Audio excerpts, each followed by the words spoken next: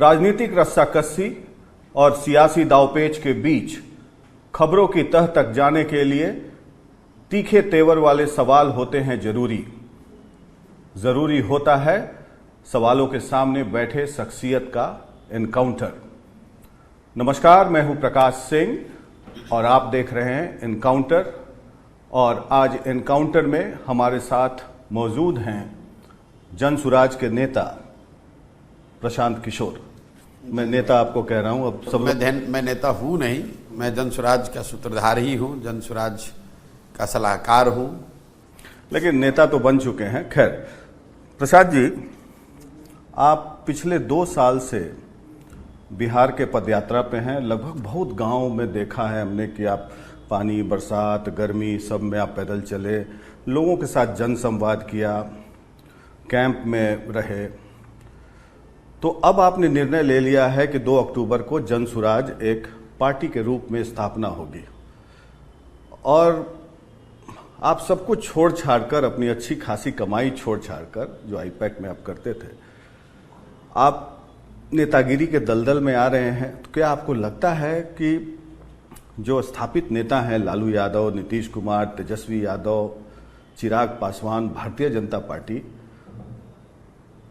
उनको आप टक्कर दे पाएंगे? जो हम 2 साल से कर रहे हैं, हम 2 अक्टूबर के बाद भी वही करते हुए आपको दिखेंगे। ये आप लोगों को लगता है कि आपने इंट्रोडक्शन में कहा कि पहले आप कुछ बड़ा दूसरा करते थे, नेताओं को सलाह देते थे, पैसा कमाते थे। काम तो हम अपने दिमाग से आज भी वही कर रहे हैं। फर्क बस इतना है कि पहले हम नेताओं को, दलों को सलाह देते थे कि किस तरह से आप संगठन बनाइए, कैसे अपने संगठन को मजबूत कीजिए, किन विषयों पर चुनाव लड़िए, किसको टिकट दीजिए, कैसे भाषण दीजिए, कैसे व्यवस्था बनाइए, चुनाव प्रबंधन कैसे कीजिए ताकि आपको विजय मिलेगी। काम हम आज भी वही कर रहे हैं। फर्क बस इतना है कि पहले ये काम हम दल और नेता के लिए करते थे, अब ये काम हमने बिहार की जनता के लिए स्वीकार कर लिया है और जनता को जाकर ये बता रहे हैं, क्योंकि जनता को जाकर ये बता रहे हैं कि भाई तुम साथ में आओ और तुम मिलकर अपना दल बनाओ। क्योंकि तुम कह रहे हो कि 30 साल से 35 साल से बिहार में, जो देश का सबसे गरीब, पिछड़ा, अशिक्षित, निरक्षर समाज है, सबसे ज़्यादा भुखमरी पलायन वाला राज्य है, वहाँ पर तुम वोट गलत लोगों को इसलिए दे रहे हो कि तुम्हारे पास विकल्प नहीं है। लोग यही कहते हैं। ऐसा नहीं कि लोगों को पता नहीं है कि नेता गलत है, लोगों को पता है। लोगों को ये पता है कि उनकी समस्या क्या है, लोगों को ये पता है कि उनको ठगा किसने है, लेकिन लोग विवश इस बात पर हो जाते हैं कि उनके पास विकल्प नहीं है।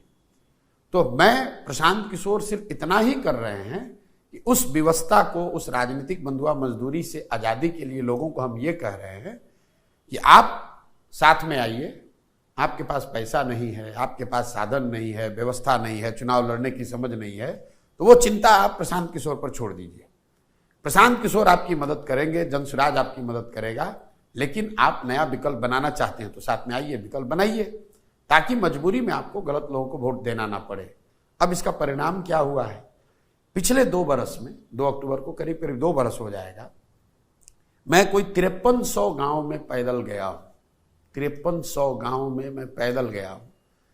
करीब करीब 400 से ज्यादा रातें मैंने यहाँ के गांव में सोकर बिताया है। और आज 1 करोड़ लोग, इसको ध्यान रखिए, 1 करोड़ लोग इस बात पर सहमत हैं, साथ में जनसुराज की बैनर के तहत जुड़े हैं, जो कि कह रहे हैं कि नहीं भैया आप ठीक रास्ता दिखा रहे हैं, अब हम लोग मिलकर दल बनाएंगे। तो 2 तारीख को दल प्रशांत किशोर नहीं बना रहे हैं, 2 तारीख को दल वो बिहार के 1 करोड़ लोग बना रहे हैं, जो 30 वर्ष की अपनी राजनीतिक बंधुआ मजदूरी को खत्म करना चाहते हैं, जो लालू के डर से भाजपा और भाजपा के डर से लालू को वोट देना बंद करना चाहते हैं। और आप देखेंगे कि इसी पटना की जमीन पर देश में पहली बार इतनी बड़ी संख्या में लोग एक साथ आकर दल बनाएंगे। दल बनाने के बाद लोगों की बैठकें होती है, दल बनाने के बाद लोग अपने कार्यकर्ताओं, समर्थकों की भीड़ जुटाते हैं। पहली बार दल बनाने के लिए इतनी बड़ी संख्या में लोग आएंगे और आप उसका नजारा 2 अक्टूबर को देखेंगे। कहने का मतलब कि नीतीश कुमार ने भी ठगा है बिहार को। नीतीश कुमार ने एक नहीं ठगा है, सबने ठगा है। पिछले 40, 50, 60 वर्षों में देखिए, बिहार जो है वो 1950 के दशक में 1965 तक अगर आप बिहार के विकास के आंकड़ों को ध्यान से देखेंगे तो आपको पता चलेगा कि 1965 तक बिहार देश का बीमारू राज्य नहीं था। बिहार देश के 10 सबसे बेहतर राज्यों में था। उस समय जो देश की आर्थिक सामाजिक हालात थे उसमें बिहार की स्थिति भी खराब थी, लेकिन देश के दूसरे राज्यों के मुकाबले हम लोग पीछे नहीं थे। 65 के बाद से जो गिरावट शुरू हुई है वो रुकने का नाम नहीं ले रही है। उसमें एक थोड़ा सा छोटा सा पॉज 2005 से 2010 के कालखंड में दिखा जब नीतीश कुमार एनडीए की सरकार बनी, लेकिन वो क्षणिक था। फिर पुनः वही स्थिति हो गई। कई लोगों को लगता है कि बिहार गरीब बदहाल इसलिए है कि लालू जी ने इसको बर्बाद कर दिया। मैं आपको आंकड़ों से बता रहा हूं, 1990 में लालू जी जब मुख्यमंत्री बने, 1990 में ही देश का सबसे गरीब और पिछड़ा राज्य बिहार था। 15 साल लालू जी का राज चला, जिसको लोग जंगल राज बताते हैं, तो वो पिछड़ापन और बढ़ा। 2005 में जब नीतीश कुमार मुख्यमंत्री बने तो देश का सबसे गरीब, पिछड़ा, निरक्षर, भुखमरी, पलायन वाला राज्य बिहार था। और आज करीब करीब 19 वर्षों के नीतीश बाबू के शासन के बाद देश का सबसे गरीब, पिछड़ा राज्य बिहार ही है। हम लोग एक पायदान भी ऊपर नहीं बढ़े हैं। तो लेकिन तो कहीं ना कहीं जेडीयू वाले कहीं ना एक मिनट कहीं ना कहीं ये आपको हमको मानना होगा कि जिस रास्ते पर बिहार का समाज, यहाँ की राजनीति, यहाँ के नेता चले हैं, उससे आप बिहार की स्थिति में आमूलचूल परिवर्तन की परिकल्पना नहीं कर सकते। ये बात प्रशांत किशोर नहीं कर रहे हैं, ये 30-40 वर्षों के आंकड़े बता रहे हैं, अनुभव बता रहा है। और हम लोग को इतनी ह्यूमिलिटी हम लोगों में जरूर होनी चाहिए कि भाई अगर गलत रास्ते पर चल रहे हैं तो रुकें, एक बार उसका आकलन करें और ये समझें कि आखिर दूसरे राज्यों में भी तो भ्रष्टाचार है, दूसरे राज्यों में भी तो ये इसी देश का संविधान है। ऐसा तो नहीं है कि दूसरे राज्यों से गरीबी, भ्रष्टाचार खत्म हो गया है, लेकिन जितनी बदहाली बिहार में है इतनी बदहाली तो देश के किसी हिस्से में नहीं है। तो कहीं ना कहीं ये सोच बिहार के जनमानस में आनी चाहिए और उस सोच के आधार पर इससे निकलने का प्रयास होना चाहिए, और उसी प्रयास के दिशा में जन सुराज एक ईमानदार कोशिश है। नहीं, मेरा सवाल ये था कि आप क्या ये जो एस्टेब्लिश लीडर हैं, जो कि किसको आप एस्टेब्लिश लीडर कहते हैं? एस्टेब्लिश लीडर क्या होता है? तमाम जातियों के, यहाँ तो जाति के आधार मेरे भाई ऐसा है, आप देखिए, तो आपको क्या लगता है? आप लोग तो राजनीति समझने वाले लोग हैं। जिसको आप एस्टेब्लिश लीडर बता रहे हैं, बिहार में कोई ऐसा दल ही नहीं है जिसको पिछले नीतीश कुमार, लालू यादव एस्टेब्लिश नहीं है। सुन तो लीजिए, जो बिहार में कोई सबसे बड़ा लीडर, यहाँ सबसे बड़े लीडर लालू यादव रहे हैं पिछले 3 दशक के, नीतीश कुमार रहे हैं। भाजपा का तो किसी नेता का नाम भी आपने नहीं बताया, आपने भाजपा को दल बताया, उनका तो कोई नेता भी नहीं बचा है बिहार के परिदृश्य में। लालू जी, नीतीश जी को भी अपने स्तर पर बिहार में 25% वोट भी पिछले 25-30 वर्षों में नहीं पड़ा है। मतलब 1/4 भी बिहार ने उनको वोट नहीं दिया है। लालू जी अपने दम पर बिहार 1995 में जीते थे, उसके बाद वो नहीं जीते। नीतीश कुमार आज 30 वर्ष से यहां राजनीति कर रहे हैं, 19 साल से यहां मुख्यमंत्री हैं। आज तक नीतीश कुमार 150 सीट से ज्यादा, 140 सीट से ज्यादा चुनाव नहीं लड़ पाए। भाजपा इतना बड़ा दल है, उसको पिछले विधानसभा चुनाव में 19.6% वोट आया था। और आप कह रहे हैं कि एस्टेब्लिश्ड लोग हैं। बिहार की जो राजनीति है वो बिल्कुल फ्रेगमेंटेड है, इतने टुकड़ों में बट गया है, इतने टुकड़ों में समाज को लोगों ने बांट दिया है। कहने का मतलब कि नीतीश कुमार अब खत्म हो चुके हैं? नीतीश कुमार खत्म हो चुके हैं ये तो नहीं कहूंगा, लेकिन नीतीश कुमार अपने राजनीति के अंतिम दौर में है। नेता के तौर पर, प्रशासक के तौर पर अब उनकी छवि एक, अब ये सांझ की बेला है, ये उगता हुआ सूरज नहीं है। जो जदयू का भारी समर्थक है, नीतीश कुमार का चाहने वाला है, वो भी आपको बताएगा कि ये नीतीश कुमार के राजनीति का अंतिम दौर चल रहा है। नीतीश कुमार की अपनी ताकत क्या थी? नीतीश कुमार के दल की ताकत कभी नहीं रही है, तो सब लोग मानते हैं, नीतीश कुमार खुद मानते हैं। कितना सीट देंगे अगले विधानसभा? मैं उस पर आ रहा हूं। जदयू की संगठनात्मक ताकत कभी बिहार में नहीं रही है। जदयू को कोई एक जाति विशेष का बहुत बड़ा वोट बैंक नहीं रहा है। जदयू की सबसे बड़ी पूंजी रही है नीतीश कुमार और उनके द्वारा जो चलाए जाने वाला प्रशासन है, उसकी जो छवि थी। जब वही पूंजी चली गई तो जदयू के पास बचा क्या? आपने कहा नीतीश कुमार को कितना सीट आएगा?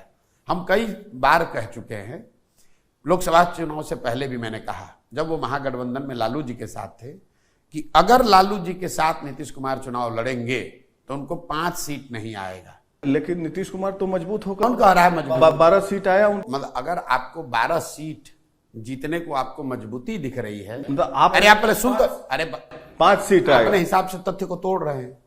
हमने कहा और अभी भी रिपीट किए हैं, अगर महागठबंधन में चुनाव, जब ये आपने इंटरव्यू किया था तब नीतीश कुमार महागठबंधन बर्गिनिया में किया, सुनिए, उस समय नीतीश कुमार महागठबंधन में थे।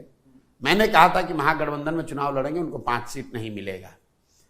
अगर आप 12 सीट को उनका बहुत बड़ा रिवाइवल मानते हैं तो भी आप देख लीजिए, नीतीश कुमार के आज 12 MP हैं, 42 विधायक हैं, और इसको अगर आप बहुत राजनीतिक बड़ा फोर्स मानते हैं, जो परिस्थितियां बनी परिस्थिति जो बिहार में कोई परिस्थिति नहीं है जदयू से ज्यादा कमजोर। अब तीनों दलों में, आरजेडी, जदयू और भाजपा में सबसे कमजोर दल जदयू है।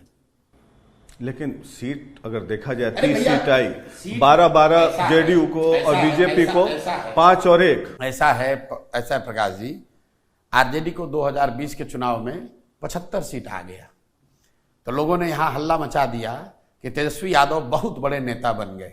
सच्चाई यह है, आप लोग भी राजनीति फॉलो करते हैं, अगर चिराग पासवान अलग से चुनाव नहीं लड़ते, टारगेटेड करके नीतीश कुमार के कैंडिडेट्स को नहीं हराया गया होता, तो 32-35 सीटों पर सिर्फ मैथमेटिकल गेम अगर नहीं हुआ होता तो आरजेडी और तेजस्वी को उतना ही सीट आता जितना उनके पिताजी के नेतृत्व में पहले आया था। ठीक है, ये हम भी जानते हैं और आप भी जानते हैं कि क्या राजनीति थी उसमें। अब उसका असर देखिए, जिन लोगों ने बताया कि Tejashwi has arrived, he is the new leader of Bihar, कलई खुल गई लोकसभा में। अगर सही में उन तेजस्वी यादव बहुत बड़े लीडर बन गए थे 2020 के चुनाव के आधार पर, 75 उनके विधायक जीत गए थे, जनता का बहुत बड़ा समर्थन उनके पास आ गया था, तो लोकसभा में क्यों नहीं सफलता मिली? कई बार चुनाव में आपको सफलता इसलिए मिल जाती है क्योंकि जो राजनीतिक कैलकुलेशन है, गणित है, उसका फायदा आपको मिलता है। वोट नीतीश कुमार के MP कैंडिडेट्स को नहीं मिला है, वोट लालू जी के विरोध का मिला है, क्योंकि आप जानते हैं, हम जानते हैं कि बिहार में एक बहुत बड़ा तबका है जिसको ना नीतीश से मतलब है ना भाजपा से मतलब, उसको सिर्फ इस बात से मतलब है कि किसी भी हालत में लालू जी की सरकार नहीं आनी चाहिए। जैसे लालू जी को मुसलमान क्यों वोट देता है? इसलिए नहीं कि वो लालू जी का, तेजस्वी का समर्थक है, वो सिर्फ इसलिए वोट देता है कि उसको मालूम है कि भाजपा को जीत कर नहीं आने देना है। उसको अगर आप उसको आप तेजस्वी का समर्थक मान रहे हैं तो आप अपने आकलन में भूल कर रहे हैं। नहीं, मैं आकलन में भूल। तो जो 12 सीट नीतीश कुमार के दल को मिला है वो विशुद्ध तौर पर 2 बातों की वजह से मिला। एक, उन क्षेत्रों के लोग सामने से खड़े हुए आरजेडी के प्रत्याशियों को वोट नहीं देना चाहते थे, और दूसरा, भाजपा का, मोदी का जो भी प्रभाव रहा हो उसका भी कुछ फायदा नीतीश कुमार के दल को मिला होगा। तो मोदी के प्रभाव के कारण या आरजेडी के विरोध के कारण बिहार में नीतीश कुमार अच्छा करते हैं, मैं मान लिया। लेकिन उत्तर प्रदेश में इसका मतलब जो 33-34 सीटें आई वो योगी आदित्यनाथ के कारण बीजेपी की हार हुई। महाराष्ट्र में देवेंद्र फडणवीस के चलते 17 सीटें आ गई बीजेपी को। फिर राजस्थान में भजन लाल शर्मा के चलते बीजेपी को 15 सीटें आ गई। हरियाणा में खट्टर साहब के चलते 5 सीट आ गई। पंजाब में एक भी सीट नहीं आया। अपना आंकड़ा न बता पाइएगा जितना हमको याद है, वो छोड़ दीजिए, आंकड़ों की बात मत। अरे कर रहे कीजिए ना, 22 साल और कीजिए। हाँ, तो आंकड़ा के मामले में आपसे कोई कमजोर नहीं है, आप हमसे ज्यादा मजबूत हैं। आप बात समझ लीजिए, आपने जो आंकड़े गिनाए तो वहां मोदी जी का जादू नहीं चला। तो लो मेरे भाई, बताइए। किसी भी राज्य में लालू यादव कोई फिनोमेना करके चीज नहीं है। जो बिहार की राजनीति है वो पिछले 30 वर्ष से, यहां मोदी जी, नीतीश कुमार, अगड़ा पिछड़ा, फॉरवर्ड, हिंदू मुसलमान, सबसे बड़ा मुद्दा है लालू यादव। या तो आप लालू जी के पक्ष में हैं या लालू जी के विरोध में हैं, और समाज का एक बड़ा वर्ग सिर्फ इसी बात पर वोट करता है कि हमें लालू जी को जिताना है, और एक वर्ग कहता नहीं हमको लालू जी को हराना है। यूपी में वही है, मुलायम सिंह यादव और अखिलेश यादव के खिलाफ है लोग। नहीं है, वो बात नहीं है। ये आप ऐसे सिमलेसली महाराष्ट्र और बिहार की स्थिति को, जो लालू जी का यहाँ पर जो परिस्थिति है वो परिस्थिति, आप हर राज्य में घूमे हैं, मुझे भी हर राज्य में चुनाव कवर करने का अनुभव है थोड़ा सा। तो क्या कहना चाहते हैं? यूपी की परिस्थिति अलग है, बिहार की परिस्थिति अलग है। महाराष्ट्र की परिस्थिति अलग है, पंजाब की परिस्थिति अलग है। कोई भी राज्य ऐसा नहीं है, कह रहा हूं वहां भी मोदी जी का जादू चल सकता है। नहीं, आप गलत बता रहे हैं। कोई भी ऐसा राज्य नहीं है जहां कोई एक लीडर, जिस तरह से बिहार की राजनीति में पिछले 30-35 साल में लालू यादव जी का डोमिनेंस रहा है, इस तरह किसी एक व्यक्ति का महाराष्ट्र की राजनीति में, पंजाब की राजनीति में, उत्तर प्रदेश की राजनीति में एक व्यक्ति का इतना डोमिनेंस, समाज की राजनीतिक सोच पर जो प्रभाव है वो नहीं है। आप इसको देख लीजिए। मुलायम सिंह यादव जी का भी उत्तर प्रदेश में वो नहीं है, वहां पर भी मायावती रही हैं, वहां पर भी कल्याण सिंह रहे हैं, महाराष्ट्र में कई लोग लीडर रहे हैं, पंजाब में आप बात कर रहे हैं, राजस्थान में बात कर रहे हैं, वो एक ध्रुवीय राजनीति नहीं रही है। बिहार में जो राजनीति है वो करीब करीब एक ध्रुवीय थी मोदी जी के आने से पहले, लालू जी का पक्ष या लालू जी का विरोध।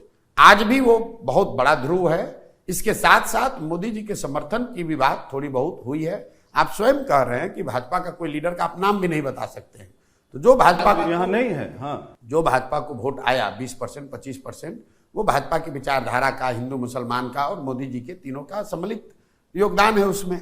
लेकिन नेट अगर लालू जी न रहें तो बहुत सारे सीटों पर इन बातों, नीतीश जी को जिस तरह की सफलता मिलती रही है पिछले 15-20 वर्षों में, वो सफलता शायद उनको न मिले। सेम बात लालू जी पर भी लागू होती है।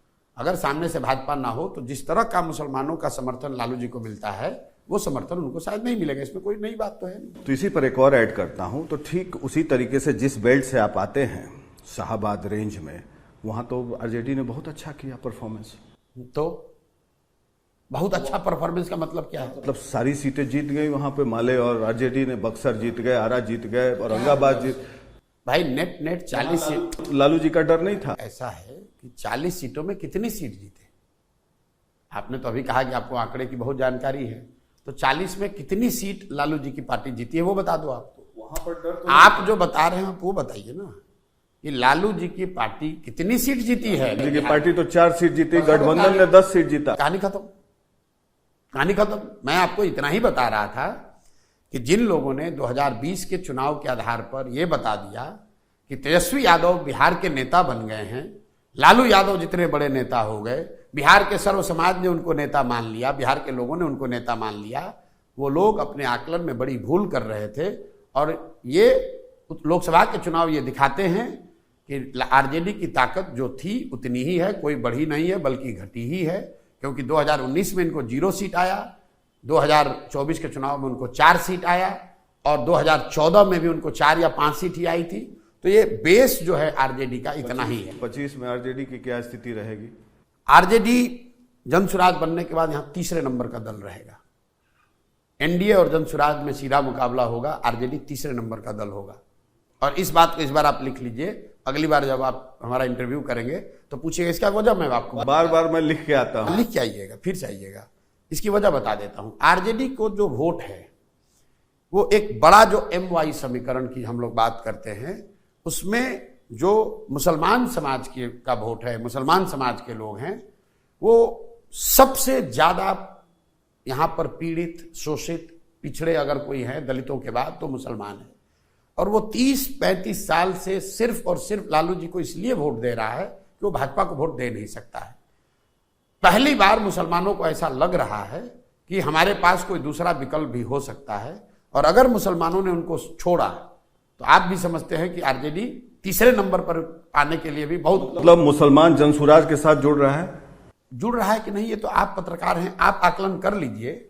आरजेडी ने पत्र निकाल कर ये कहा है कि भाई हमारा दल मत, आप दल छोड़कर जनसुराज में मत जाइए, ये जनसुराज ने नहीं कहा है। जगदानंद सिंह जी ने पत्र जारी किया। जगदानंद जी उनके अध्यक्ष हैं।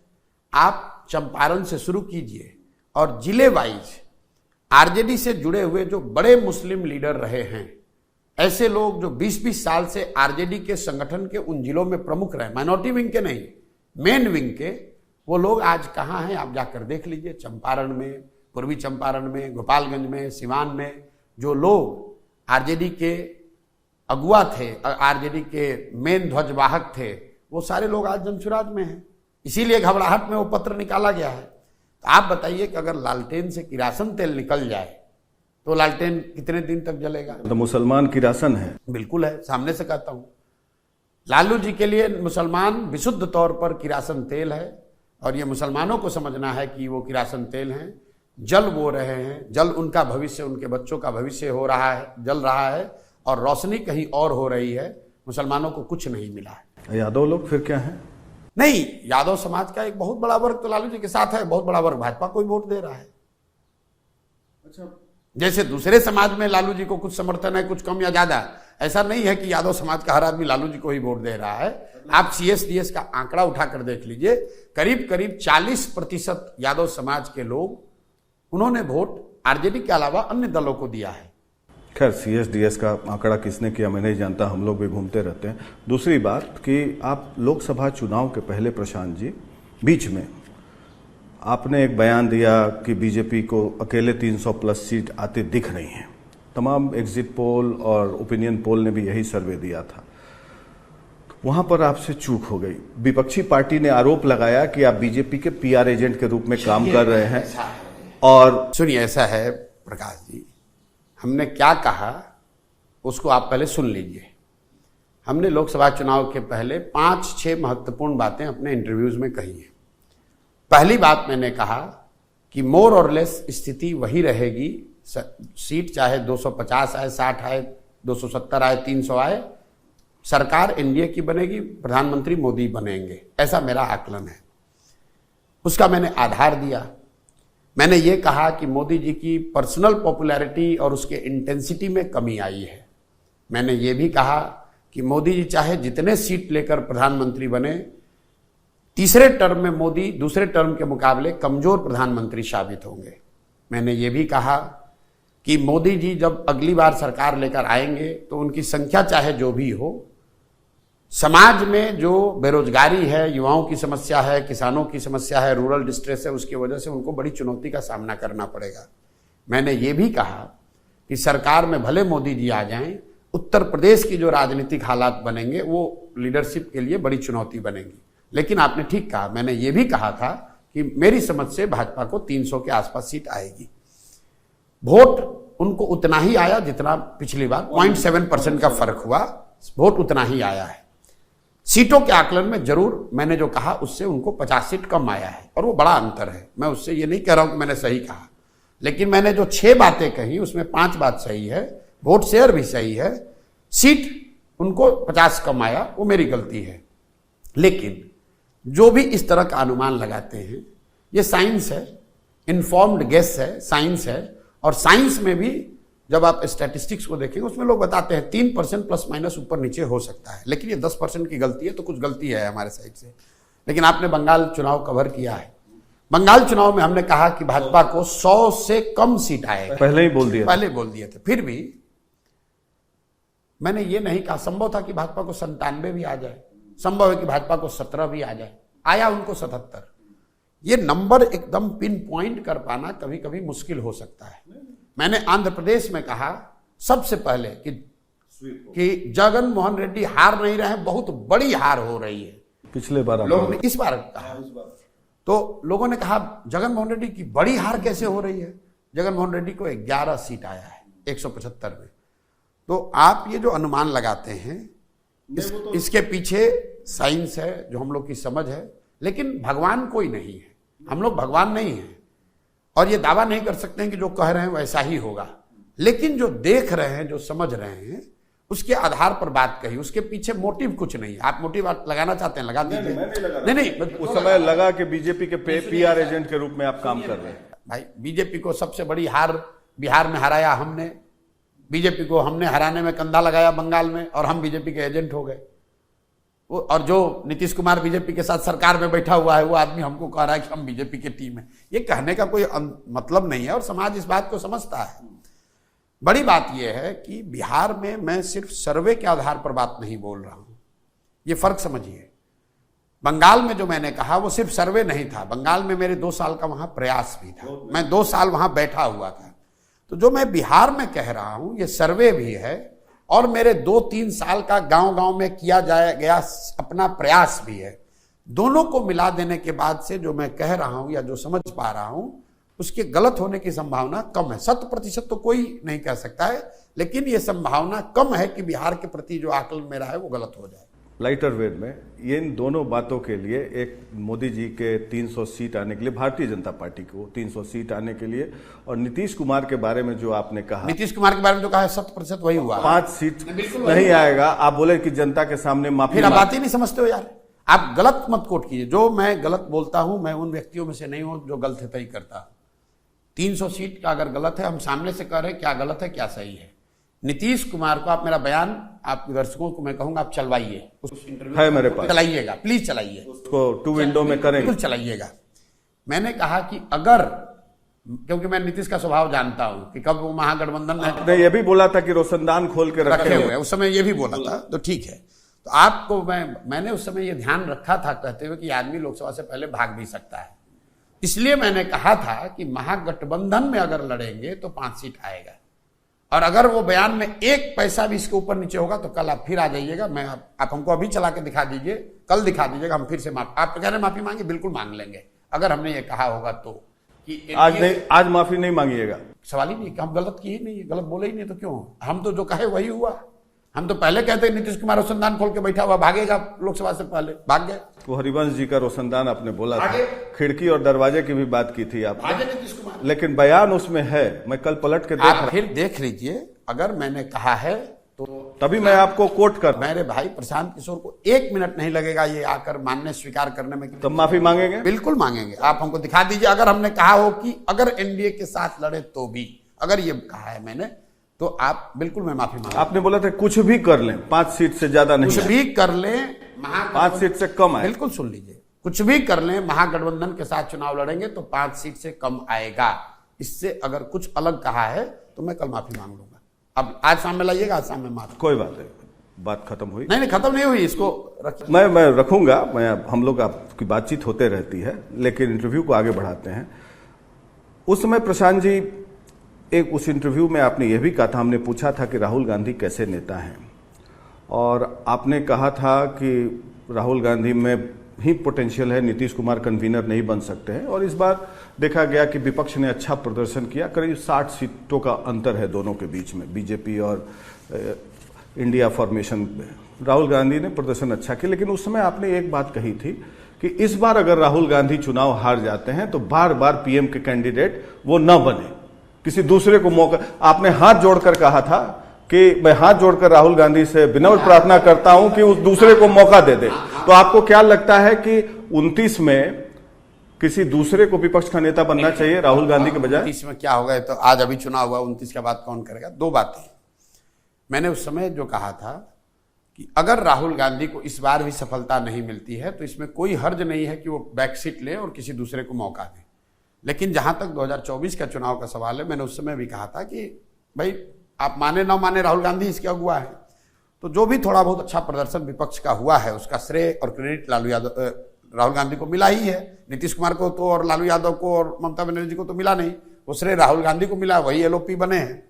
लेकिन वही बात फिर दोहराऊंगा कि जो लोग ऐसा बता रहे हैं कि राहुल गांधी हैज अराइव्ड, तो उनको एक आंकड़ा खाली आपको दे रहा हूं, ध्यान रखिए। इंदिरा जी की जीवन में जब सबसे बड़ी हार हुई 1977 में, तो इंदिरा जी को कांग्रेस को 154 सीट आया था, 154। राहुल गांधी की जिंदगी की ये सबसे बड़ी जीत है, तो इनको सीट आया है 99। ये फर्क है इंदिरा जी में और राहुल गांधी में, ये फर्क को समझिए। तो एकदम से ये कह देना कि ये आदमी है, yes he has definitely done better, और अगर उनकी पार्टी ने, उन्होंने अच्छा किया है तो उसका श्रेय भी उनको मिल रहा है। लेकिन ये बता देना कि पूरे देश में कोई राहुल गांधी की लहर चल रही है, वो भी बात सही नहीं। राहुल गांधी भविष्य में पीएम के उम्मीदवार। अब भाई मुझे ऐसा है प्रकाश जी कि मैंने अपने आप को बिहार तक सीमित रखा है, और मैं चाहता हूं कि बिहार में ही सीमित रहूं। बिहार का चुनाव 25 में हो जाए, उसके बाद देश, दुनिया, अमेरिका, यूरोप सब पर चर्चा करेंगे। अभी तो आप मुझे बिहार का जो चुनाव है 25 में, उस पर जो सवाल है वो आप कर लीजिए। नहीं कुछ, क्योंकि आप राष्ट्रीय स्तर के व्यक्ति, राष्ट्रीय स्तर के कोई व्यक्ति नहीं है, हम राष्ट्रीय स्तर के व्यक्ति अगर थे भी तो अब हम गांव के स्तर के व्यक्ति बन के ही रहना चाहते हैं। आप ट्रैवल कर रहे हैं बहुत दूर दराज इलाके में, दलितों को देखा गया कि बड़ी संख्या में बीजेपी से दूर गए इस बार, बड़ी संख्या में। तो ये जो आरक्षण क्रीमी लेयर जो SC ST में अभी सुप्रीम कोर्ट ने जो ऑब्जर्वेशन दिया है अपना कि क्रीमी लेयर होना चाहिए, इसको आप कितना सही गलत मानते हैं? दो विषय है, उसको मिक्स कर रहे हैं आप लोग।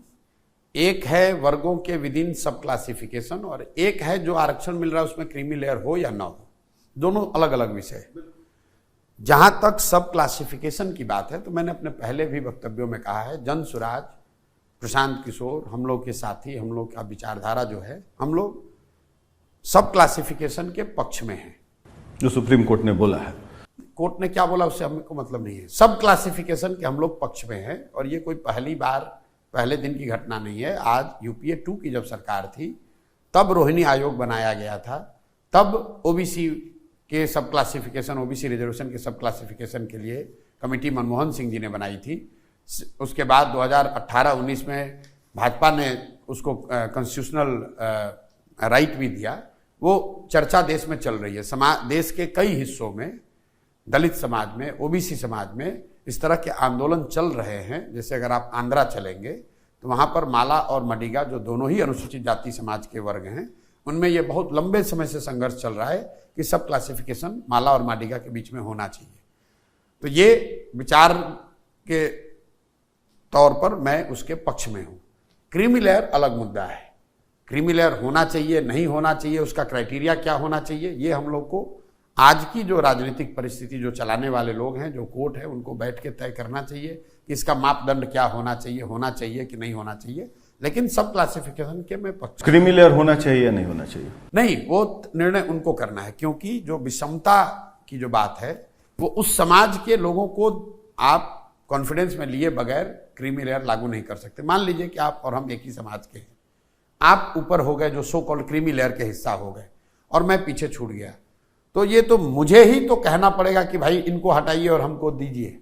तो मुझे लग रहा है कि उन समाज के लोगों को कॉन्फिडेंस में लिए बगैर इस पर एक तरफा निर्णय नहीं होना चाहिए, लेकिन सब क्लासिफिकेशन होना चाहिए, मैं इसके पक्ष में हूं।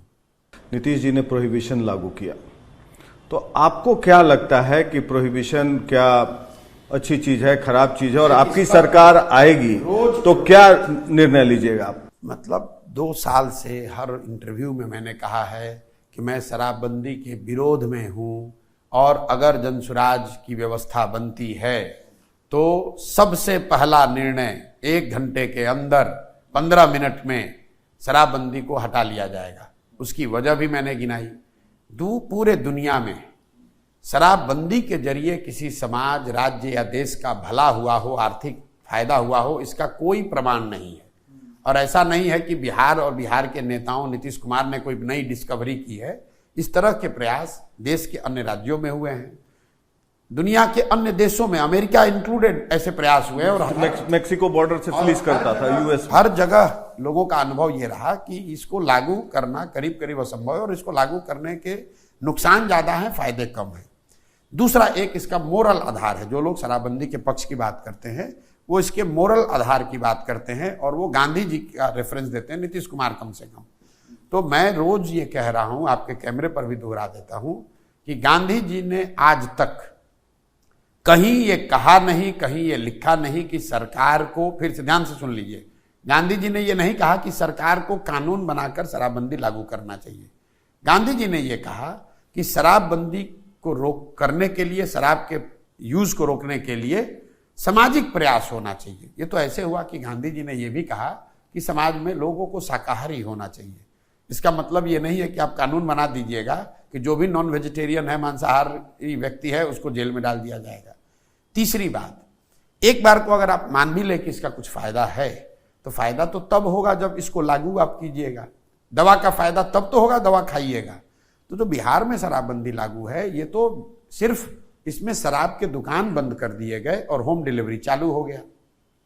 तो मान लीजिए कि आज अमेजोन है, फ्लिपकार्ट है, दुकानें बंद हैं, फिर भी आप अमेजोन और फ्लिपकार्ट से तो सामान खरीद ही पा रहे हैं।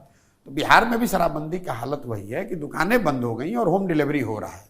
चौथी बात, बिहार जैसे गरीब राज्य में हर साल शराबबंदी के नाम पर 20,000 करोड़ रुपया के रेवेन्यू का लॉस हो रहा है, राजस्व का नुकसान हो रहा है। और ये पैसा जा कहाँ रहा है? ये पैसा जा रहा है शराब माफिया के पास, भ्रष्ट अधिकारियों के पास। पांचवी बात, शराबबंदी लागू होने के बाद 2016 के बाद से बिहार में कानून व्यवस्था की स्थिति दिनों दिन बिगड़ी है। क्यों बिगड़ी है? उसकी एक वजह यह है कि प्रशासन का एक बड़ा तंत्र, पुलिस प्रशासन का एक बड़ा तंत्र सिर्फ और सिर्फ शराबबंदी को लागू करने, उसको छिपाने, उसको बढ़ाने या घटाने में लगा हुआ है, उससे कमाने में लगा हुआ है। सुप्रीम कोर्ट के चीफ जस्टिस ने कहा कि इस तरह के निर्णयों से पूरी न्यायिक व्यवस्था का सिस्टम चरमरा गया है। बिहार में कोई 8.5 लाख केस अभी तक हुए हैं शराबबंदी में, 6,36,000 से ज्यादा केस कोर्ट में लंबित हैं, 1,23,000 से ज्यादा लोग आज भी अंडर ट्रायल जेल में हैं। और ये लोग कौन हैं? ये ज्यादातर लोग उन समाज के हैं जिनका प्रतिनिधित्व करने का ये लोग दावा करते हैं। और एक अंतिम बात, ये सब कुछ आपने किया किस नाम पर? महिला सशक्तिकरण के नाम पर। और इसका सबसे बड़ा नुकसान किसको है? महिलाओं को है। एक बार जब गरीब आदमी शराब कंज्यूम करते हुए, बेचते हुए या उससे जुड़े हुए कारोबार से पकड़ लिया गया, उस घर की महिलाओं की हालत यह है, जो गांव में हम लोग जाकर देख रहे हैं, कि वो अपना घर का बर्तन बासन बेचकर भी उसको कोर्ट और थाने में जाकर हाजिरी देनी पड़ रही है। कई दलित बस्तियों में लोगों ने यह बताया कि शराब के नाम पर, शराबबंदी के नाम पर दलित बस्तियों की महिलाओं को बुलाकर थाने में बैठाकर उनसे झाड़ू लगवाना, उनसे बर्तन साफ कराना, ये आम बात है बिहार में। कि तुम्हारा पति शराब के धंधे में लगा हुआ है, तुम्हारा पति ताड़ी उतारता है, उसकी महिला को बुला लिया, 4 महिलाओं को बुला लिया, थाना में झाड़ू लगवा रहा है। और ये कैमरे पर बातें हैं, ये कैमरे पर मैंने वीडियो डाला है। तो आप ना इसका कोई दुनिया में कोई प्रमाण है कि इसका फायदा है, ना इसका कोई मौलिक आधार है, ना कोई आप इसको लागू कर पा रहे हैं। 20,000 करोड़ का नुकसान अलग हो रहा है, महिलाओं को कोई फायदा हुआ नहीं। और युवा जो है वो शराबबंदी में लगा हुआ है, कोई स्मैक पी रहा है, कोई गलत व्यसन कर रहा है, कोई गलत काम कर रहा है। तो इससे किसका फायदा है? ये तो सिर्फ और सिर्फ नीतीश कुमार की जिद है कि भैया हम लागू करेंगे। पूरा बिहार जान रहा है कि शराब बिक रहा है, उनके इर्द गिर्द बैठे हुए लोग इसी शराब के धंधे में लगे हुए हैं, शराब पी रहे हैं, और नीतीश कुमार कह रहे हैं कि शराबबंदी लागू है। मतलब जन सुराज अगर सरकार बनाती है तो इसको मिनटों में खत्म। जैसे तेजस्वी ने कहा था पहली कैबिनेट में। चलिए, तेजस्वी के कहने का तो कोई मतलब नहीं है। 1 लाख के 10 लाख नौकरी, वो तेजस्वी के कहने और जन सुराज के कहने में फर्क है। मैंने आपको बताया कि क्यों हटाएंगे। मिनटों में शराबबंदी खत्म, मिनटों में, 15 मिनट के अंदर खत्म। और ये लोग क्यों नहीं कहते हैं? लोग इसलिए नहीं कहते, उनको लगता है महिला वोट नहीं देगी। हमने जन सुराज में कहा है कि आपको अच्छा लगे या खराब, हम बोलेंगे वही जो हम देख रहे हैं और जो समाज से हमको पता चल रहा है। वोट आपको देना है दीजिए, नहीं देना है मत दीजिए, गलत बात नहीं बोलेंगे।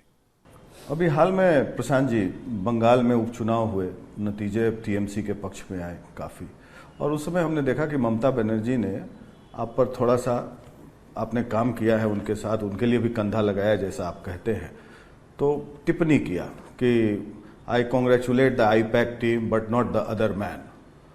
तो ये समझ में नहीं आया। मतलब नहीं है। देखिए, आप जिन लोगों के साथ काम किए, जब आपने उनकी मदद की तो उनको अच्छा लगा।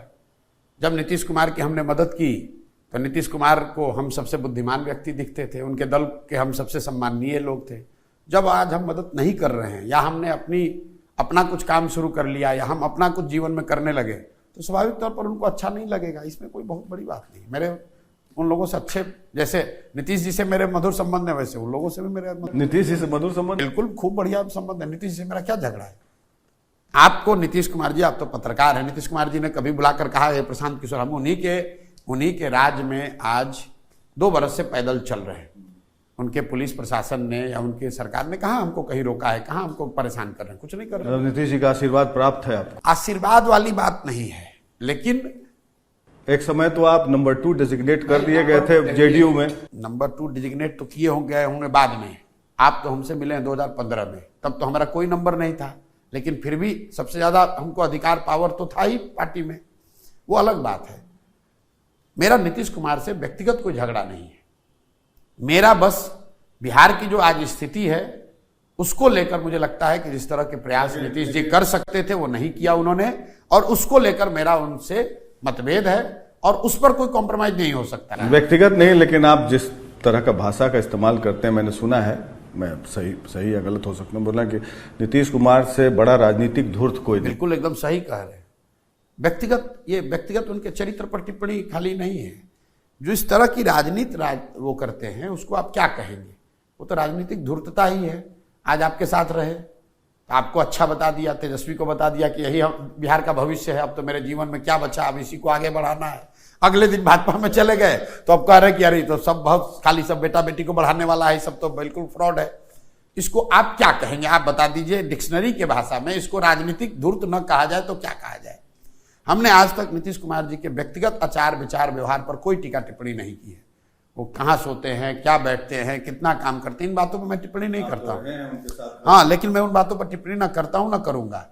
लेकिन जो उनका विचार, जो उनका व्यवहार रहा है, जो उनका पब्लिक डोमेन में जो उन्होंने किया है, उसको आप क्या कहेंगे? अगर वो पैसा नहीं लेते तो लोग यही कहते हैं कि ईमानदार हैं। आप मानते हैं कि ईमानदार हैं? बिल्कुल। व्यक्तिगत तौर पर पैसा नीतीश कुमार नहीं लेते। नरेंद्र मोदी और नीतीश कुमार में सबसे ज्यादा ईमानदार कौन है? नहीं, अब ये कोई कंपैरिजन नहीं है। नीतीश कुमार का जहां तक बात है, मैं जितना उनको जानता हूं, व्यक्तिगत तौर पर नीतीश कुमार ईमानदार व्यक्ति है। लेकिन मनमोहन सिंह जी भी बहुत ईमानदार थे, लेकिन पूरे देश ने माना कि यूपीए से ज्यादा भ्रष्ट, यूपीए 2 से ज्यादा भ्रष्ट कोई सरकार नहीं है। आज नीतीश कुमार भले व्यक्तिगत तौर पर ईमानदार हों, उनकी सरकार को लोग अधिकारियों का जंगल राज बताते हैं, पूरी लूट मची हुई है, सरकार में कोई ऐसा विभाग नहीं है जहां पर पैसे लेकर पोस्टिंग नहीं हो रहा है, कोई ऐसा काम नहीं है जहां आप कोई ना पैसा दिए हुए काम करा सकते हैं। तो आपकी ईमानदारी का क्या फायदा जब पूरा सरकार भ्रष्ट है, पूरी सरकार आपकी भ्रष्ट है, तो आपको लोग क्या कहेंगे? प्रशांत जी, आपके बारे में ये भी कहा जाता है जैसे आप ये पॉलिटिकल तो डोमेन में आपने एंट्री लिया 2014 के करीब में, नरेंद्र मोदी जी के करीब आए, तो नरेंद्र मोदी जी के साथ काम किया अलग हो गए, नीतीश जी के साथ काम किया अलग हो गए, बंगाल में ममता बनर्जी के साथ काम किया अलग हो गए, जगन मोहन रेड्डी को आपने जिताने में मदद किया, इस बार चंद्रबाबू नायडू को परोक्ष रूप से आपने सहयोग किया, और कॉफी विद कैप्टन किया, राहुल गांधी प्रियंका गांधी के साथ काम किया, उनसे भी अलग हो गए। तो क्या आपका एक डोमिनेटिंग नेचर है जिसके चलते आप अलग हो जाते हैं, या आपके पेज पर people are not on the same page with you? कि आपने जितने नाम गिनाए बहुत भूल भी गए। मैंने स्टालिन के भी साथ, अरविंद केजरीवाल भूल गए, बहुत लोगों को किया। हमारी एक अपनी यात्रा है, हम किसी के ध्वज वाहक नहीं है, हम किसी का झंडा लेकर घूमने के लिए पैदा नहीं हुए हैं। मेरी अपनी सोच है, उस सोच से आप सहमत भी हो सकते हैं, असहमत भी हो सकते हैं, लेकिन जो काम मैं करने आया हूं, मैं किसी से पैसा लेकर उसका झंडा ढोता रहूं, ये नहीं संभव है। आप चुनाव जीते हैं, जिन मुद्दों पर अगर आप चुनाव जीते हैं, अगर आप उसको काम नहीं कीजिएगा, मेरा उससे आपसे इत्तेफाक नहीं रहेगा, मैं छोड़ दूंगा। लोग ये बताते हैं पैसे के लिए काम करते हैं, आप इतने दिन से राजनीति करते हैं, पैसा ज्यादा कहाँ है? चुनाव लड़ाने में ज्यादा पैसा है कि सरकार बनने के बाद उसमें बैठकर पैसा कमाने की संभावना ज्यादा है? अगर पैसे में मेरा इंटरेस्ट होता तो 1 2 नहीं 10 राज्यों में मैंने सरकार को जिताने में कंधा लगाया है। किसी भी राज्य में बैठकर करोड़ों रुपए कमा सकते थे, लेकिन मैं तो उसके उलट, जैसे ही सरकार बनती है फिर मैं उस राज्य को ही छोड़ देता हूं, मैं दूसरे जगह जाता हूं। मेरी अपनी एक यात्रा। क्यों डिफरेंसेस क्यों होता है? कोई डिफरेंस ही नहीं है, मैंने खुद से छोड़ दिया। मैं जगन मोहन रेड्डी जीत गए आंध्रा में, तो मैं आंध्रा में रह के क्या करूंगा? वहां राजनीतिक दलाल बन जाऊंगा या सुपर चीफ मिनिस्टर बन जाऊंगा, मंत्रियों के, नेताओं के, ब्यूरोक्रेट के, ठेकेदारों की बात करूंगा? तो वहां रहने से अच्छा है कि मैं जो काम कर रहा हूं मैं बंगाल चला गया। इसका मतलब ये नहीं कि मेरा जगन मोहन रेड्डी से झगड़ा हो गया। अगर मैं बंगाल छोड़कर आज बिहार में प्रयास कर रहा हूं, इसका मतलब ये नहीं कि मेरी ममता बनर्जी से झगड़ा हो गया। मैंने ये तय किया कि अब मेरी यात्रा आगे बढ़ गई, मैं अपने जीवन में आगे बढ़ गया, मैं अपने जीवन में जो करना चाहता हूं कर रहा हूं। इसमें किसी से झगड़ा की बात नहीं है, ये कोई व्यक्तिगत बात नहीं है। उन्होंने उस समय कालखंड में मेरे साथ जुड़ना सही समझा, मेरी जो समझ थी उस समय उनके साथ जुड़े, उनकी मदद की। जो मदद किए वो टर्म कंडीशंस के आधार पर उनको काम करना था, उन्होंने काम किया। तो जिनको भी हमने छोड़ा उन सब की दशा क्या हुई? नीतीश जी को छोड़ा, नीतीश जी खत्म, 42 सीट पर आ गए। मोदी जी को छोड़ा, लेकिन मोदी जी तो आगे बढ़ते जा रहे हैं। आ रहा हूं, भी आ रहा हूं, काहे इतना एकदम घबरा रहे हैं? नीतीश जी को छोड़ा, वहां से देख लीजिए आज कहां है। अमरिंदर सिंह को छोड़े, कहानी खत्म। जगन मोहन रेड्डी को छोड़े, जगन मोहन रेड्डी कहानी खत्म। अरविंद केजरीवाल के साथ मैंने एक छोटा सा काम किया है, लेकिन आज देख लीजिए उनके दल की स्थिति क्या है। आपने मोदी जी को कहा तो मोदी जी को भी 14 में जितना सीट आया था उससे 50 सीट कम ही आया है। तो ऐसा नहीं है कि जिनको मैंने छोड़ दिया वो बढ़ते चले जा रहे हैं, ऐसी बात नहीं है। लेकिन ये भी मैं नहीं कह रहा हूं कि मैं छोड़ दूंगा तो आप गिर जाइएगा, आपकी अपनी यात्रा है। नीतीश कुमार को प्रशांत किशोर ने नहीं बनाया है, वो तो हमसे पहले भी मुख्यमंत्री थे। लेकिन जिस समय में नीतीश कुमार बहुत डिफिकल्ट फेज में थे, करीब करीब हार के कगार पर थे, तब मैंने उनकी मदद की है। तो जो जदयू के लोग जब स्टेटमेंट देते हैं, जब छुटवैया सब नेता सब कुछ बोलता है, तो हम इतना ही कह सकते हैं कि गीता में कहा गया है कृतज्ञता से बड़ा कोई अपराध नहीं है। तो आदमी को राजनीति ठीक है, कृतज्ञ नहीं होना चाहिए।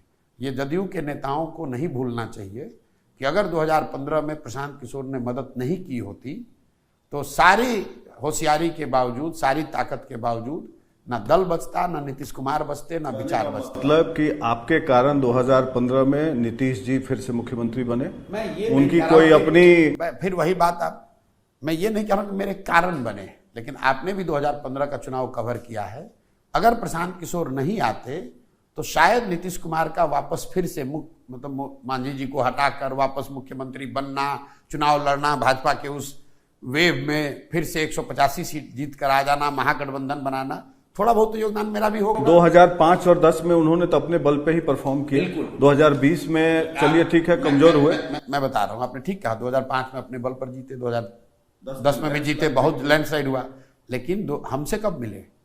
2011 में नहीं मिले। जब 2014 में 2 सीट पर आ गए, जब मोदी का वेव आया जिसमें बह गए, पद छोड़ दिया, मांझी जी को मुख्यमंत्री बनाया जिसने कि दल और पार्टी सब उनका ले लिया, जब कोई उनके साथ नहीं खड़ा हुआ तब प्रशांत किशोर आए, तब उनकी मदद की। इसके बावजूद अगर उनके दल वाले कहते हैं कि ये आदमी गलत है, या तो मुझे ऐसा लगता है कि मेरी डिक्शनरी में उसको अनग्रेटफुलनेस ही कहा जाएगा।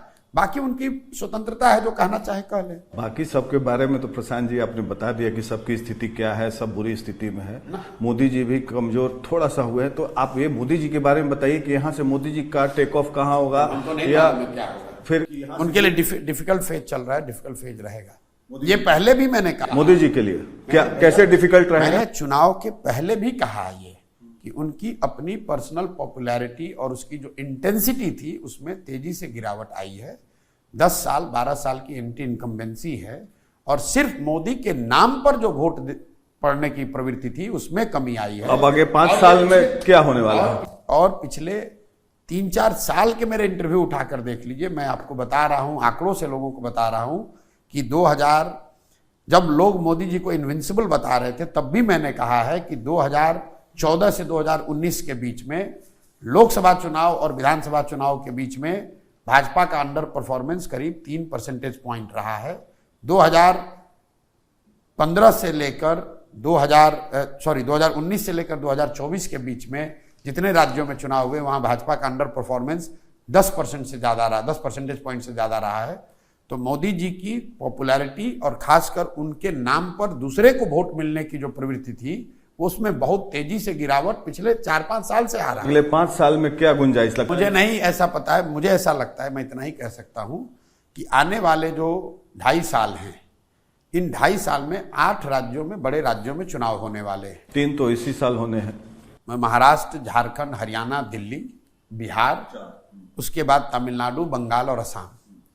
इन राज्यों के चुनाव के जो परिणाम होंगे उसका बहुत बड़ा असर ये तय करेंगे कि मोदी जी की ताकत, उनकी सरकार की लॉन्जिविटी और आगे की यात्रा कब कैसी चलती है।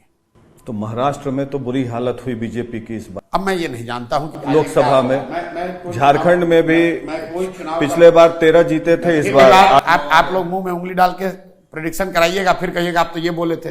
मैं जो आपको बोल रहा हूं उतना ही बोलूंगा। आप एक्सपर्ट हैं तो आप ही से। 2-2.5 साल में इन 7-8 राज्यों के चुनाव के परिणाम ये तय करेंगे कि मोदी जी की सरकार कैसे चलती है, कितना चलती है। ये इन राज्यों के चुनाव तो बता दीजिए which way the wind is blowing. नहीं मालूम, मैं यहाँ हूँ, यहाँ बैठे बैठे मुझे महाराष्ट्र की क्या जानकारी है। आप सब जगह संपर्क में रहते हैं, सारा डेटा आप। मैंने आपको पहले कहा संपर्क के आधार पर गेस्टिमेट करने का कोई मतलब नहीं। अच्छा, एक इम्पोर्टेंट सवाल ये था, आप प्रियंका गांधी से काफी करीब रहे हैं और उनको आप चाहते भी थे कि आगे वो नेता बने कांग्रेस पार्टी की, राहुल गांधी के बजाय। क्या आपको ये आप लोग अपना माना है, राहुल गांधी के बजाय वाली कोई बात नहीं है। उत्तर प्रदेश में जब मैंने कांग्रेस की मदद करने का काम लिया था उस समय मेरा सुझाव था कि प्रियंका गांधी को वहां फेस बनाया जाए। वो बात 2017 की पुरानी हो गई, उन्होंने नहीं किया, वो उनका निर्णय है। दूसरे सवाल पे आ रहा हूं। तो क्या आपको लगता है कि इस बार लोकसभा चुनाव में स्मृति ईरानी के खिलाफ अमेठी से न चुनाव लड़ना प्रियंका गांधी की एक बड़ी राजनीतिक अब मुझे ये सब नहीं मालूम है भैया, वो लोग हमसे बहुत ज्यादा समझदार लोग हैं, उनको मालूम है कि कहाँ चुनाव लड़ना है नहीं लड़ना है। वो अपने राजनीति को कैसे चलाते हैं इस पर प्रशांत किशोर को टीका टिप्पणी करने की जरूरत क्या है। हमने उस समय जो बात कहनी थी कह दी। अब प्रियंका गांधी कहाँ से चुनाव लड़ती हैं, उनको अच्छा लगता है खराब लगता है, किसको नेता मानती हैं, खुद नेता बनती हैं, ये उनका निर्णय है। मुझे ये बताइए प्रशांत जी कि जन सुराज जो मुहिम आपने छेड़ा है, तो क्या आप कोई पॉलिटिकल रीअलाइनमेंट भी करेंगे किसी दल से? बिल्कुल नहीं। जन सुराज 243 मतलब 243 सीट पर चुनाव लड़ेगा और इसके 2/3 लोग जो चुनाव लड़ेंगे वो लोग होंगे जो जीवन में पहले कभी चुनाव नहीं लड़े। इतना मैं आपको बता सकता हूं। बाकी दल में और जो विस्तृत में इसकी जो चर्चा है, 2 तारीख को जब दल बनेगी, इसका जो नेतृत्व चुनकर आएगा वो लोग आपको बताएंगे कि आगे क्या किया जाएगा। लेकिन जो मेरी अपनी समझ है, जो बात मैंने गांव-गांव जाकर बताया है, जिन लोगों को साथ में जोड़कर, आप कहेंगे भाई आप नेता नहीं तो आप ये कैसे कह रहे हैं, ऐसा इसलिए कह रहे हैं कि जिन लोगों को साथ में लाकर ये दल बना रहे हैं उनका ये मत है कि प्रशांत जी हम लोग को बिल्कुल 243 सीट लड़ना चाहिए, कोई गठबंधन रिलायनमेंट की बात नहीं करनी चाहिए और ज्यादातर ऐसे लोगों को चुनाव लड़ाना चाहिए जो नए चेहरे हैं, जो समाज से ढूंढकर नए लोग निकाले जा रहे हैं, उनको चुनाव लड़ने का अवसर दिया जाना चाहिए। आप तो नए लोगों को चुनाव लड़ने के लिए अवसर देना चाह रहे हैं, लेकिन आजकल का जो राजनीति है हम देख रहे हैं कि पैसे के बिना राजनीति अब नहीं की जा सकती। आप खुद ही पदयात्रा कर रहे हैं इतने दिनों से, 2 साल से, काफी आपका मेहनत से अर्जित किया हुआ संसाधन, धन सब उसमें लग रहा है, काफी पैसा लग रहा है उसमें। तो आपको क्या लगता है कि कोई मामूली आदमी राजनीति कर सकता है? बिल्कुल कर सकता है भाई। मैं हमेशा कहता हूं, ये आप लोगों को ऐसा लगता है कि पैसे के बल पर ही राजनीति होती है। अगर आप ध्यान से देखिएगा तो आप जिसको भी नेता मानते हैं, बिहार में या बिहार के बाहर, आप ध्यान से देखिए तो आपको पता चलेगा कि जिस दिन समाज ने उस व्यक्ति को नेता बनाया उस दिन वो आदमी बड़ा व्यक्ति नहीं था, पैसे वाला व्यक्ति नहीं था। जिस दिन बिहार की जनता ने लालू जी को राजा बनाया उस दिन लालू जी कोई टाटा बिरला के लड़के नहीं थे। सो एक मिनट सुन लीजिए, जिस दिन बिहार की जनता ने नीतीश कुमार को चुना, नेता बनाया, तब नीतीश कुमार के पास सैकड़ों करोड़ रुपया उनके दल के पास नहीं था। जिस दिन बंगाल की जनता ने ममता बनर्जी को चुना, ममता बनर्जी कोई बहुत बड़े धन्ना सेठ की लड़की नहीं है, हम लोग कोई बहुत बड़े बाप के लड़के नहीं है। पैसा जो है वो पेट्रोल के जैसा है। गाड़ी अगर आपके पास है तो पेट्रोल की जरूरत पड़ेगी, लेकिन अगर गाड़ी ना हो तो कितना भी तेल आपके पास हो, उसको उस तेल के कनस्तर पर बैठ के तो आप कहीं जाइएगा नहीं। अगर आप कोई सही प्रयास कर रहे हैं, जनता का समर्थन आपके पास है, तो समाज से आपको पैसे का जुगाड़ कम या ज्यादा हो जाता है। आपने बताया कि 2 साल से आप चल रहे हैं, कहां से इतना पैसा खर्च कर रहे हैं? बिल्कुल दे रहे हैं भाई। कौन दे रहा है? इतने लोगों की हमने मदद की है पिछले 10 बरस में। आप लोग, ये आपको ना लगता है भाई, ये तो आपका अपना आकलन है, अपने से आप जो कह दीजिए कि भाई 10 बरस में प्रशांत किशोर ने जो कुछ भी काम किया है, इतने लोगों को बनाया है। ये आप अपना पैसा लगा रहे हैं या लोग मदद कर रहे हैं? लोग मदद कर रहे हैं। लोग मदद, अपना क्या होता है? हमारा अपना कोई पैसे नहीं है, हम तो साधारण डॉक्टर के लड़के, हमारे पास पैसा, हम कोई टाटा बिरला है, लेकिन हमारे पास भगवान का दिया हुआ बुद्धि है और हमने लोगों की मदद की है, 10 साल मदद की है। अब उनके सामने हाथ फैला रहे हैं, उनसे मांग रहे हैं कि किसके सामने हाथ फैला है? ना भाई, आप बड़ा यही आप इनकाउंटर के नाम पर उन सारे लोगों के सामने हाथ फैला रहे हैं जिन्होंने मेरा काम देखा है, जिनकी हमने मदद की है, और उनको ये कह रहे हैं कि बिहार में गरीब से गरीब लड़का भी चुनाव लड़ पाए, अगर उसमें योग्यता है तो वो चुनाव लड़ पाए, पैसे के अभाव में वो पीछे ना छूट पाए, इसलिए छूट जाए, इसलिए पैसा दो, और लोग पैसा दे रहे हैं। मैं आपको एक उदाहरण दे रहा हूं जो अभी देखिएगा जन स्वराज में मैं करूंगा। मैं यहां व्यवस्था बना रहा हूं कि बिहार के 2 करोड़ लोग अपने मोबाइल के जरिए जन स्वराज को 100 रुपया देंगे। आप बताइए 13 करोड़ के बिहार की आबादी में 2 करोड़ लोग 100 रुपया दे सकता है कि नहीं? नहीं देगा। आपको लगता है नहीं देगा? आपके सामने लेकर दिखाएंगे। और अगर 2 करोड़ आदमी, मॉडल फिर कोई और होगा। अब सुनिए ना, पहले 2 करोड़। मैं भी गांव से वाकिफ रखता हूं। अरे भैया, आप गांव के लोगों को मैं भी जानता हूं आप कितनी दिक्कत है गांव के लोगों को। पहले सुन लीजिए। 2012-13 में आपको कहे होते कि फेसबुक से भी चुनाव के परिणाम पर असर डाला जा सकता है, सोशल मीडिया से, तो आप जैसे पत्रकार यही कहते कि हम लोग भी पत्रकारिता करते हैं, इसका कोई असर नहीं होगा। आज आपको लग रहा है, आप देखिएगा 2 तारीख को दल बनेगा और इसी बिहार में 2 करोड़ बिहार के लोगों से 100 रुपया कम से कम लूंगा और 200 करोड़ रुपया यहां पर जमा करके आपको बैंकों के जरिए, कैश का पैसा नहीं, बैंकों के जरिए जन स्वराज के अकाउंट में 200 करोड़ रुपया बिहार के लोग डोनेट करेंगे। और आप देखिएगा, चुनाव के पहले ही देख लीजिएगा कि पैसा जमा हुआ कि नहीं, और जब जमा हो जाए तब पूछिएगा कि ये कैसे हुआ। हम लोग इस स्टोरी को ट्रैक करेंगे। बिल्कुल कीजिए, बहुत मैं चाहता हूं कि आप ट्रैक कीजिए ताकि ये भी एक केस स्टडी बने।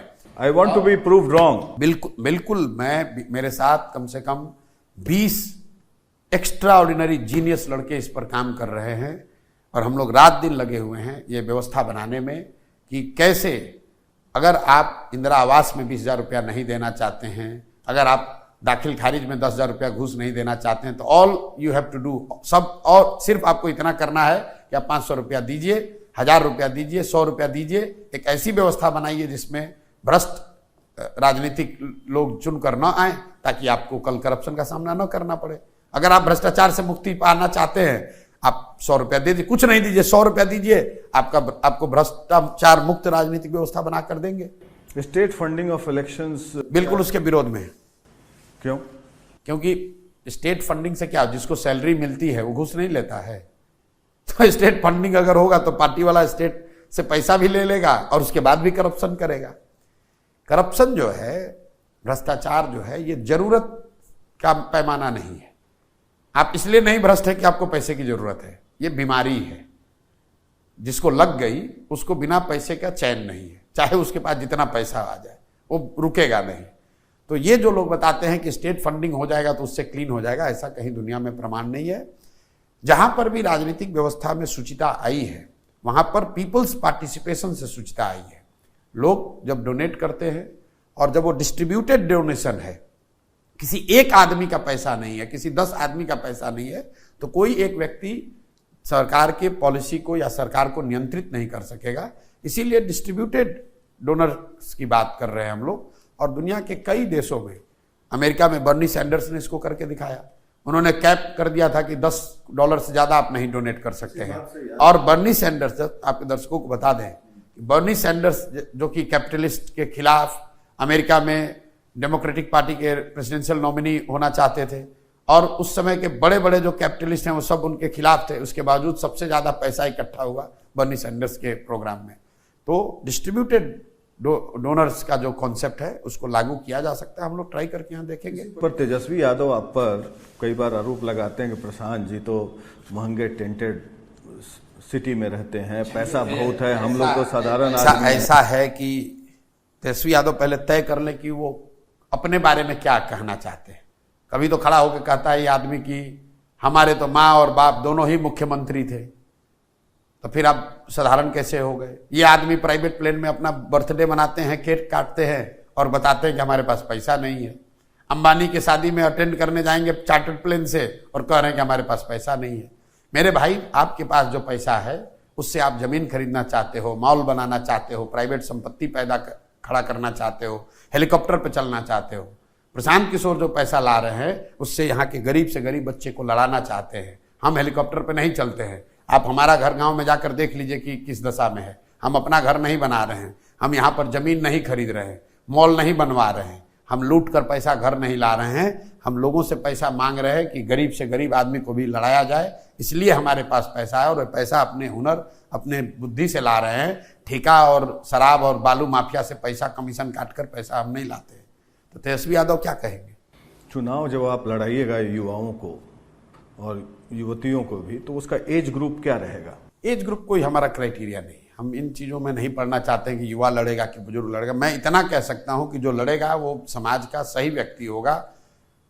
कुछ गलती इधर उधर हो जाए, मैं उसका दावा नहीं कर सकता हूं 100% शुद्धता का, लेकिन जहां तक प्रयास है, जो लोग खड़े होंगे वो जीते हारे वो अलग की बात है।